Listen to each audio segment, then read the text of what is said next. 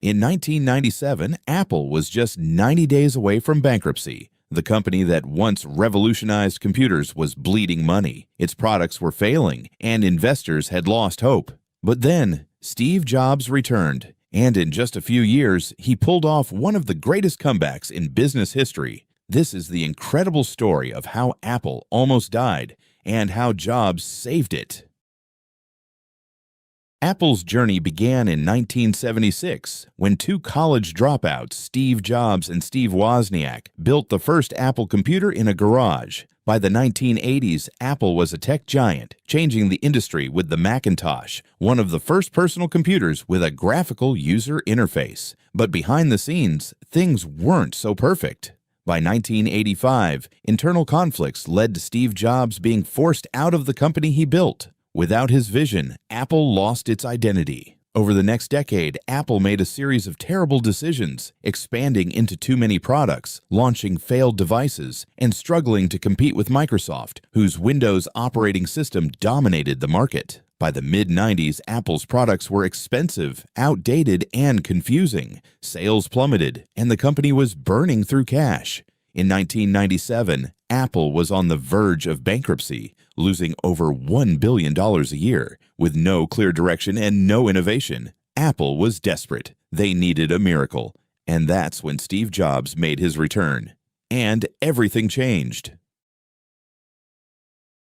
In 1997, with Apple on the brink of collapse, the company made a bold move. They bought Next, the computer company Steve Jobs had started after leaving Apple. This wasn't just about technology. Apple's real goal was to bring Jobs back. When Jobs returned, Apple was a mess. Too many products, no clear vision, and mounting losses. The first thing he did, he slashed Apple's product lineup by 70%, killing off failed projects and forcing the company to focus only on a few great products. But that wasn't enough. Apple needed money, fast.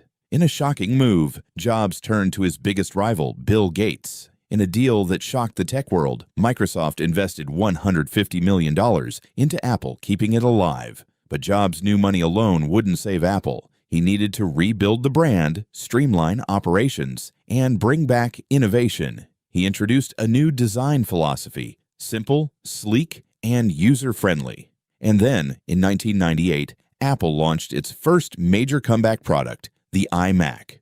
With its colorful, futuristic design, it became an instant hit, selling millions. But Jobs wasn't done yet. The real revolution was still coming.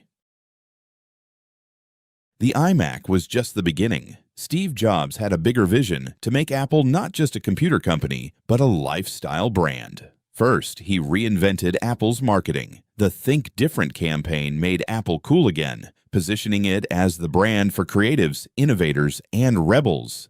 This wasn't just an ad, it was a cultural shift. Then came the iPod in 2001. At a time when MP3 players were clunky and complicated, Jobs introduced a simple device with a click wheel and 1,000 songs in your pocket. The iPod became a global sensation, selling over 400 million units and transforming Apple into a consumer tech powerhouse. But the real game changer came in 2007, the iPhone. This wasn't just a phone, it was a computer, music player, and internet device all in one. It redefined the industry, killing off competitors like BlackBerry and Nokia. With the iPhone's success, Apple became unstoppable. In just over a decade, it went from almost bankrupt to the most valuable company in the world. And it all happened because of one man's vision, bold decisions, and relentless pursuit of perfection, Steve Jobs. Apple's story is proof that one right leader can turn failure into greatness. If Jobs hadn't returned,